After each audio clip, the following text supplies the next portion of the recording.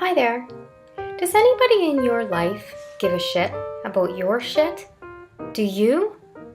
My name is Krisha, and I'm a holistic nutritionist over at coconutlimenutrition.com, and I give a shit about your shit.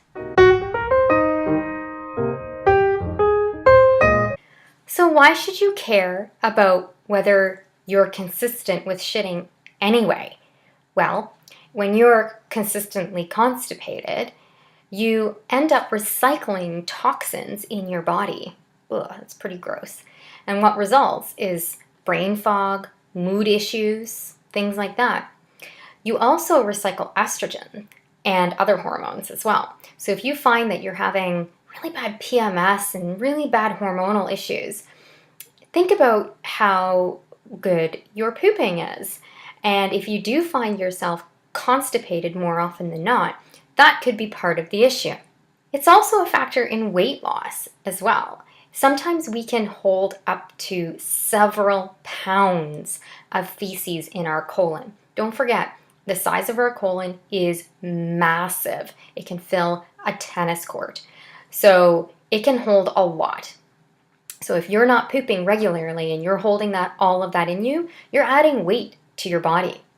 Another thing is that you can get colon cancer and colon diseases like diverticulitis, and because your colon isn't being nourished and used in the way that it should. Instead, it's just sitting there with feces that tends to misshape sometimes the colon. And like I said before, you've got an accumulation of toxins happening there.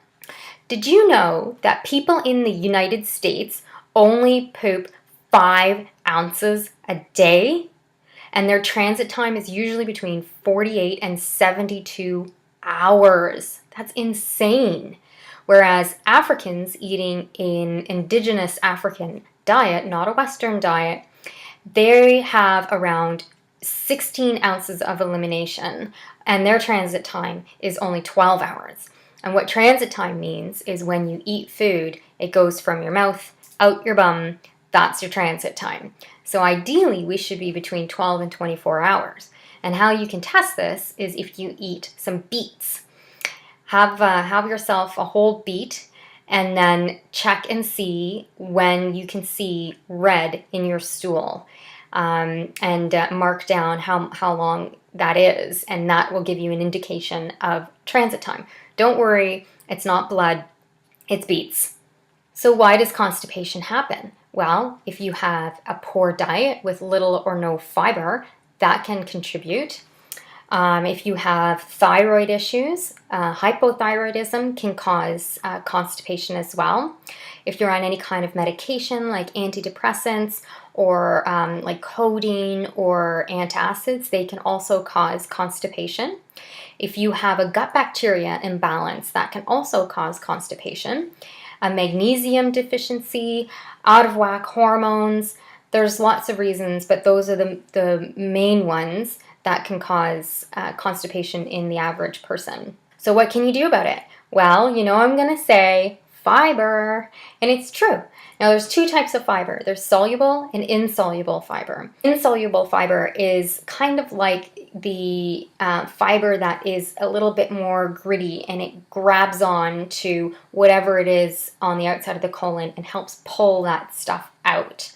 Whereas soluble fiber is more it's more lubricating. So chia seeds, for example, are high in soluble fiber. So it helps kind of create a fluidity to your bowel movements and make them easier to pass.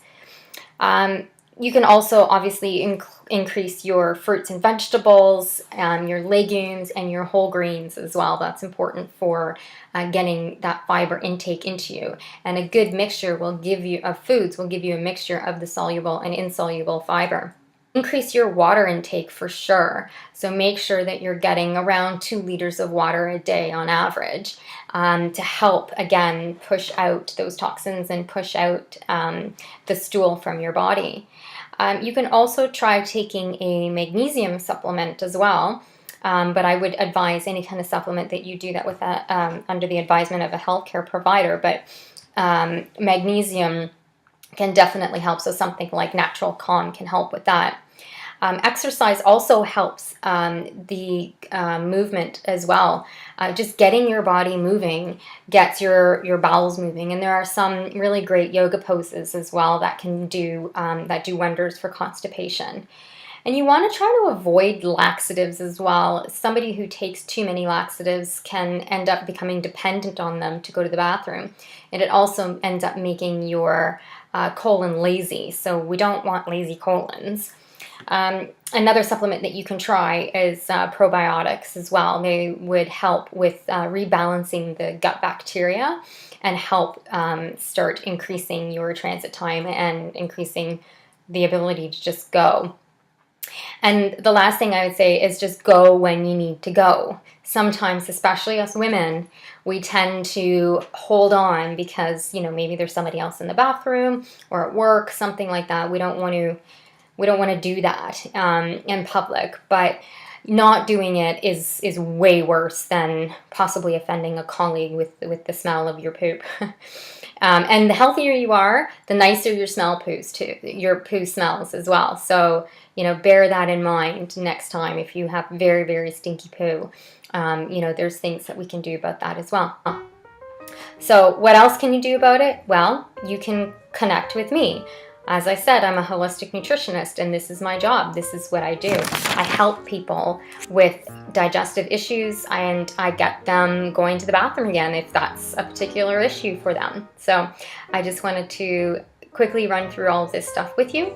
I hope to see you around soon, and feel free to connect with me, and feel free to ask me any questions. Bye-bye.